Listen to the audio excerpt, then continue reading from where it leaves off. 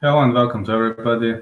My name is Vladimir Bulgarian Cowboy Vlad, and we are now discussing what's next or who's next in line for Conor McGregor. I'm pretty much sure that this guy now bounced back with a great victory, and I'm pretty much thinking of who could be his next opponent at the moment. But I'm very, very glad to see that Conor McGregor has finally bounced back with a devastating win, and it was a pretty much quick, very, very much quick win over Donald the Cowboy Cerrone. I'm now thinking about who could be the next in line for this lovely guy, and yeah, this is a new version of Conor McGregor. We don't see a trash talker, mocker, or something else. Now we see a strong dude, a dude who decided to change his life and who honestly decided to make something out of his life. Now, let's see what could be the next in line for Conor. Well, the first guy to become Conor's next opponent, well, this is tricky, man. After this tough knockout, welterweight knockout versus Donald the Cowboy Cerrone, Conor McGregor kind of wrote history because he officially became the first guy to score a knockout victory at featherweight, lightweight, and welterweight division. Now thinking of what could be the potentially next opponent for Conor McGregor, I must take a look whether Conor has even said what he plans to do in the future, and I must think whether Conor is ready to face someone. But I strongly believe that Conor might be aiming for many, many different opponents at the moment. As UFC cash cow, he really has the opportunity to choose his rivals, to pick the one he wants, and now we'll see who could be the next in line for him. Well, probably the many of you are going just to ask whether this match with Khabib is going to happen or not. The rematch, well, if it's going to happen, it's not to happen. It's not going to happen soon. As well as you know, Conor McGregor has said that he is not interested. He's not interested in waiting for a very long period of time. Despite Dana White says Conor versus Khabib to make sense next, and you know, Dana White he kind of said that after tonight, with how Khabib won the first time and how famous Khabib has become since that first fight, we're looking at Hagler versus Hearns, Ali versus Foreman, Ali versus Fraser. This is a massive fight with global appeal. It's the fight that you make. It's the fight that makes sense. It's for the 155-pound title. Well, it's for 155-pound title, but Conor has also said that he is not interested in waiting for too long period of time for this match because Conor wants to fight now. Conor has changed. It's not just a guy, you know. It's not a guy who was mocking everybody, who was trolling everybody. Now Conor has officially became the guy who wants to fight until the last dying breath, who trains seriously, and who is willing to succeed in this sport. Looking back at Khabib fight, Khabib's father asked for $100 million to rematch Conor McGregor, and I kind of think Dana White is not going to pay that much money, so I don't believe this is going to happen soon. I generally don't believe that Khabib. It can happen in 2020, but not soon because Khabib is busy with Ferguson, and I'm not sure how much is this realistic to happen. This is a kind of thing where I'm completely unsure. Now the next potential opponent, Jorge Masvidal. Well, about Jorge Masvidal, I believe it might happen, and it might happen pretty much soon. Despite I believe that Jorge Masvidal is a really, really bad pick for Conor, because Jorge Masvidal is a killer of left-handed guys. You know what he did to Darren Till. It was one punch and another left hook that turned the lights out on back then undefeated Darren Till, who had only one draw, I think, against Stephen Thompson. But BMF belt, you know, BMF belt was created only to make popularity, and with Jorge Masvidal holding BMF belt. I'm pretty much sure that Dana White would like to see more popularity and more money. Jorge is a badass guy, and you know that Jorge kind of provoked Conor with that. I forgot the name of that model of whiskey. You know, he wants to create something new in the world of whiskey, some new, completely new model, and this kind of provocation could maybe be good because Jorge might earn the next spot against Conor McGregor, but Conor is now in the phase where he doesn't want to choose whether he's going to fight someone or not. So I believe Jorge Masvidal, from the monetary side, from the financial side, it's a very, very good pick. But looking back at the potential at the moment, I don't know. I don't know, but he could be the next in line. Let's see, Kamaru Usman. Well, you know that Conor trolled Kamaru Usman after that victory over Jorge Masvidal, and that he kinda trolled him a bit. He had some comment, but this is not that good old Conor who likes to irritate everybody and jump over everybody's nerves. So I want to say that Kamaru Usman might be a good pick because Conor and Ali Abdelaziz were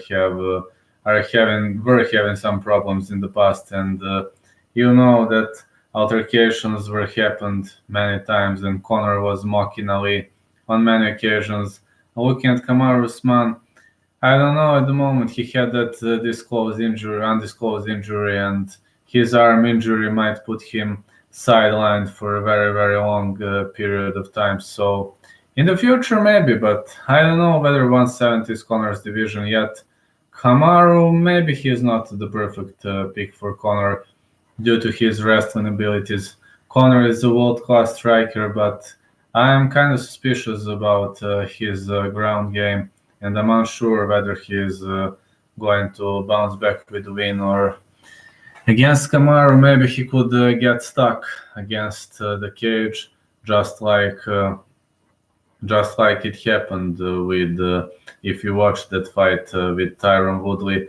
Well, the same thing might happen to Conor. I don't say his wrestling is bad. He learned that nasty shoulder strikes against Donald the Cowboy Cerrone, but I doubt Usman is not going to defend it well because Usman sticks like a glue, and against him it's kind of strange. It's kind of very, very harsh to throw it, and this is the reason why I believe Kamaru Usman is maybe a potential pick in a year, but not soon. Really not soon. Colby Covington, man, the greatest trash talker. Well, this could be a fun pick. I highly doubt it's going to happen soon, but Colby supports Donald Trump, and Conor has never been a political guy, but there are many potential beefs that could happen, and the two are both very, very strong with words, very vocal fighters. I strongly believe this could be a great way to sell, but Colby was heavily battered by Kamaru Usman. His jaw is broken. So I'm unsure how it fits at the moment in this story, but I don't know whether Colby is going to recover soon. I know that the jaw injury is not good, and I know the jaw injury might make a very, very big problem to someone who is injured at the moment. So at the moment, maybe Colby is not the perfect pick. Nate Diaz. Oh man. 2 battles. Trilogy. The score is 1-1. Well, right now I'm starting to think this is a fabulous pick. Really, really fabulous pick. Because looking back at the fight between Conor McGregor and Nate Diaz, Nate was heavily battered on many occasions. Conor even rocked him. Conor, he lost that bout via choke, then he won via majority decision, which was kind of, a bit weird because Conor is not a stamina guy. Conor is a guy who very easily gets gassed, especially in the championship rounds. But he was defeating his opponent. In this case, it was Nate Diaz. So yeah, there were a lot of beef between the two and a lot of trash talk, a lot of words between the two. So many word exchanges. It was kind of fun, you know. It brought some of the greatest UFC pay-per-views in the history of this sport. So looking back at the financial side, this could be the bout to make. And looking back at welterweight division, yeah, this is definitely about to make.